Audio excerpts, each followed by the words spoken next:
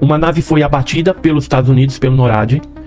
E aí... Solo brasileiro. Não, em solo brasileiro. Não, ela foi abatida no espaço, e caiu em Varginha. Ah, tá. Aí... Ela não foi para Varginha, ela foi abatida e os americanos avisaram a Força Aérea Brasileira, vai cair em Varginha. A gente já bateu o bagulho aqui, vai cair em Varginha. Como que eles avisaram? Tem um telefone dedicado entre a Força Aérea Norte-Americana e o COMAI, atual COMAI, era o Condabra, lá em Brasília. Aí ligaram, tá caindo latitude tal, longitude tal, manda uma equipe pra lá. Foi pela Varginha só pra acidente mesmo.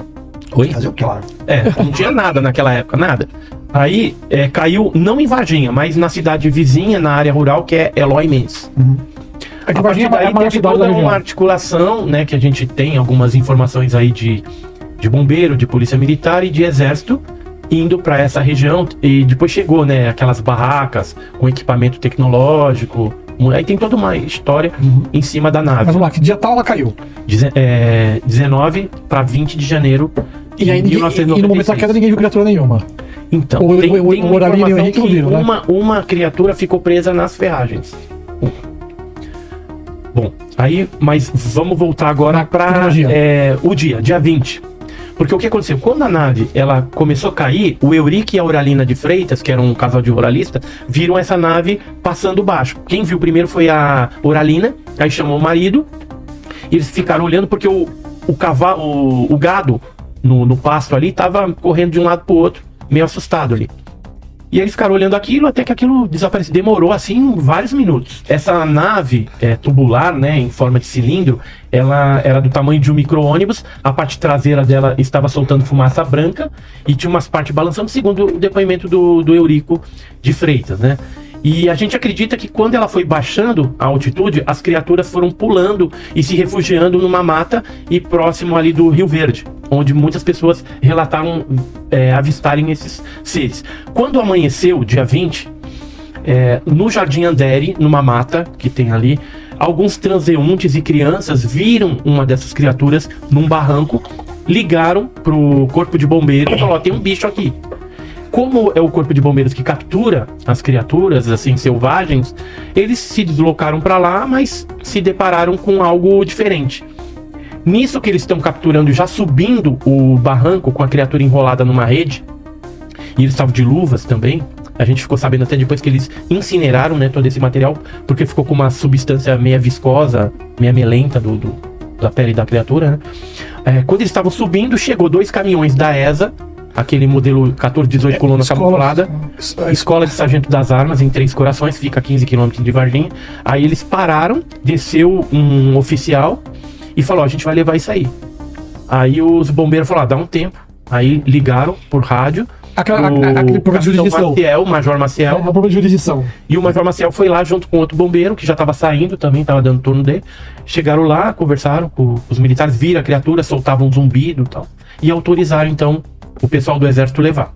O corpo de bombeiros voltou e incinerou lá o material que eles usaram e ficou por isso mesmo.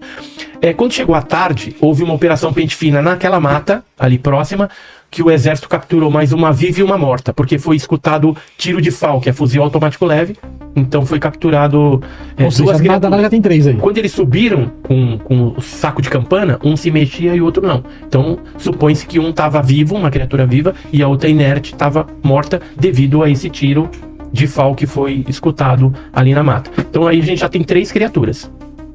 O que aconteceu? À tarde, as meninas viram uma criatura agachada No terreno baldio, que não fica muito longe dessa mata. Tá, Acreditamos dois que ele quarteirões? tava... uns 3 quarteirões. 2, 3 quarteirões, né? Provavelmente ela estava fugindo, porque viu a outra ser alvejada. Estava com as veias estufadas, tudo meio agachada, assim. Parecia que estava ali em sofrimento, né? Segundo as meninas, depois relembrando o fato. Só que o que aconteceu? Quando elas viram a criatura no mato, elas saíram correndo, chegaram na casa da Dona Luísa, que era a mãe da Liliane e da Valkyrie, que a gente tá querendo trazer aqui no Inteligência também, né? Vou ver se eu falo com elas. E aí elas, chegando lá, contaram pra mãe tudo. A mãe voltou com a Kátia, que era a menina mais... Kátia Xavier, que era a mais velha. Voltaram até o terreno baldio. Quando chegaram lá, sentiram aquele cheiro de amoníaco, um cheiro forte. E viram as marcas de pegada onde a criatura estava ali agachada. Quando eles chegaram, tinha vizinhos também. Aí os vizinhos falaram pra Dona Luísa assim: a senhora veio ver o bicho? O bombeiro já levou. né? Isso eu descobri, aí eu já tenho 4 criaturas capturadas. Eu descobri em 2021, num podcast, uma live que eu fiz no meu canal, no YouTube, com as 2 meninas, a Liliane e a Valkyria. E aí elas contaram esse fato, né, que passou meio desapercebido dos ufólogos na época, que houve mais uma captura ali dessa criatura que as meninas viram. E aí já temos 4 criaturas envolvidas. E aí à noite, depois da chuva de granizo, Marco Elixerese, que era um policial militar, juntamente com Eric Lopes, Cabo Lopes, eles são da P2, que é a inteligência da Polícia Militar Mineira, estavam ali com seu carro à paisano, né, não era um carro militar, de roupa normal também, e andando, fazendo a ronda no Jardim Andere, porque foi comunicado para eles que poderiam haver outras criaturas por ali, na região. E aí o que acontece? De repente uma criatura dessa passa em frente do carro deles e eles atropelam. Pau! A criatura cai. De filme, você tá dirigindo, a criatura se atropela. Aí o Marco Elixerese desce, né? Porque o Eric Lopes está dirigindo, pega essa criatura, coloca no banco de trás e fala pro cara, toca pro pronto-socorro do Hospital Regional. É verdade. Aí foram pra lá, o médico de plantão já era noite, não quis atender, falou, cara, não tô preparado pra atender coisa do outro mundo. Foi essas palavras que ele usou. Aí falou, vai pro outro lado do regional, que já tem uma ala fechada, porque já entrou outras criaturas ali. Aí ele foi pra lá, entregou... Já entrou outras criaturas ali. Ali. Aí colocaram essa criatura lá e um ortopedista, que ou foi o Ovair, ou foi um outro lá, o Rogério, doutor Rogério, trataram dessa criatura. Aí o exército chegou, foi feita uma filmagem meio cambalajada, e aí tava de posse de um médico, né, um médico já falecido. Se tivesse celular nessa época. Chamado Marcos, vou falar o nome, Marcos Vinícius Neves. Tá, o Marcos Vinícius Neves. Isso é informação inédita, tá? Marcos Vinícius nunca Neves. Ok. Tinha essa fita, entendeu? Tinha essa fita, essa gravação, ele mostrou para outros médicos. Chegou a mostrar para um... Oi? Não, eu infelizmente não vi. Mas ele chegou a mostrar para um outro médico também, que é esse médico aqui, vou mostrar para vocês. Que viu essa gravação. Esse aqui é os médicos ortopedista, ou foi esse Dr. Rogério, ou o Dr. Avair, que fez o tratamento da criatura com a fratura exposta. Deixa eu achar. Esse aqui é um doutor que falou com os ortopedistas na época. Parece. Deixa eu ver aqui. Cadê o cidadão? Tá aqui em algum lugar. Ixi, mais pra cá.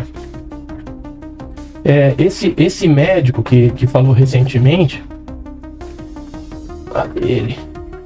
Aqui, não tá aqui. Cadê o coisa?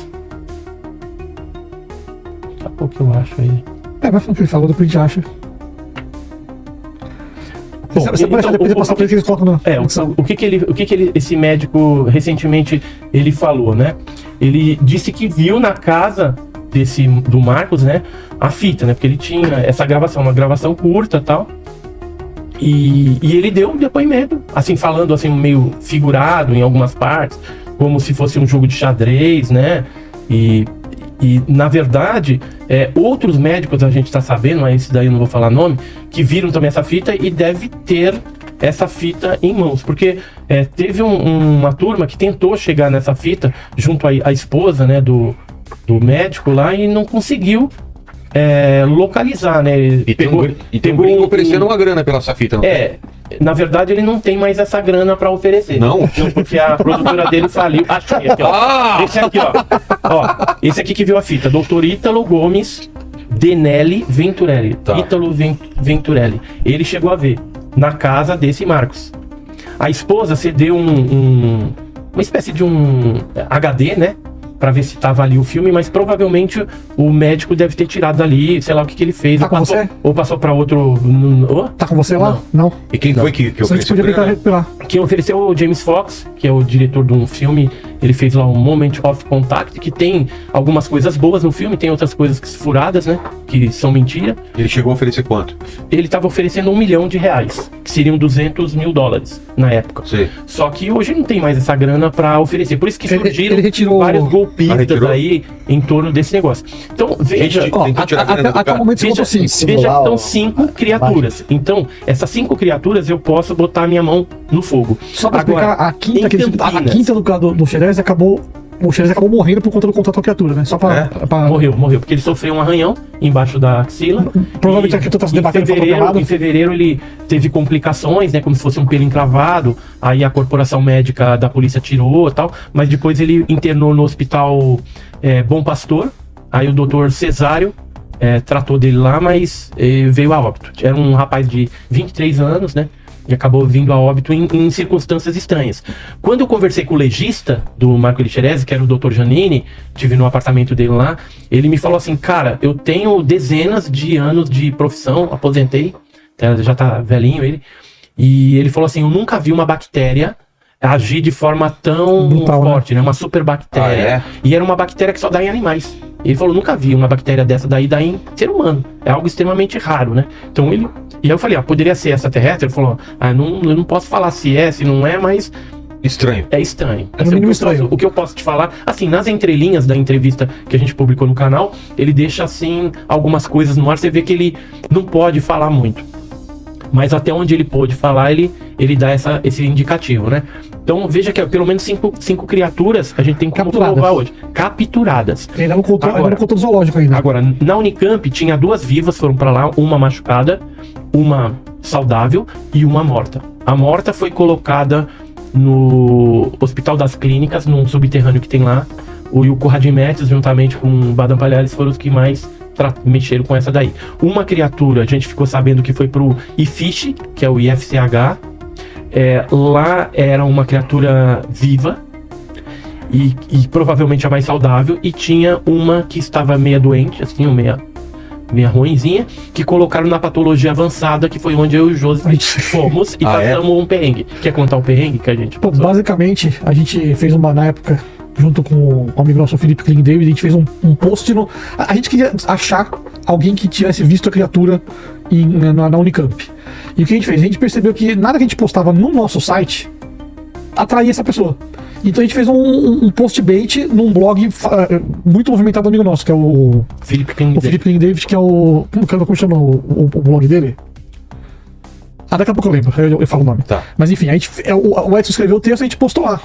Aí veio um comentário de um cara que viu a criatura. Foi, eu tava lá, não sei o que. No que a gente viu, a gente falou, pega o IP, pega o e-mail, vamos caçar.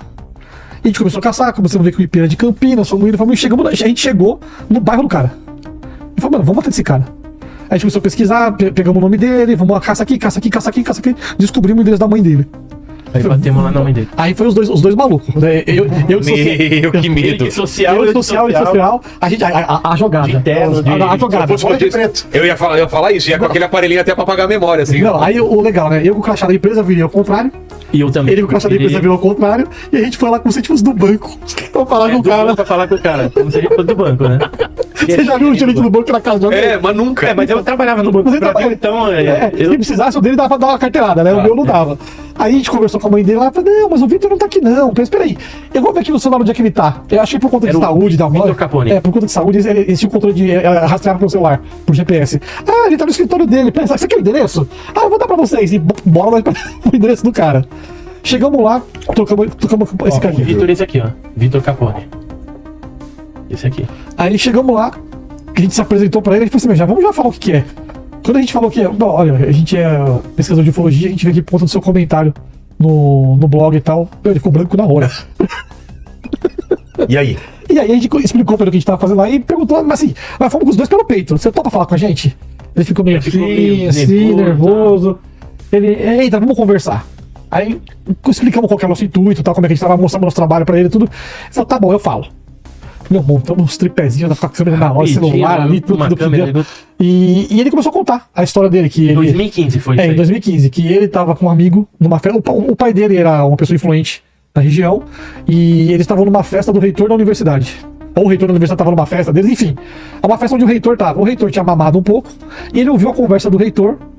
Ele não falou que era o reitor. Ele falou que era um cara grande da universidade. Mas depois ele falou pra mim que era o reitor.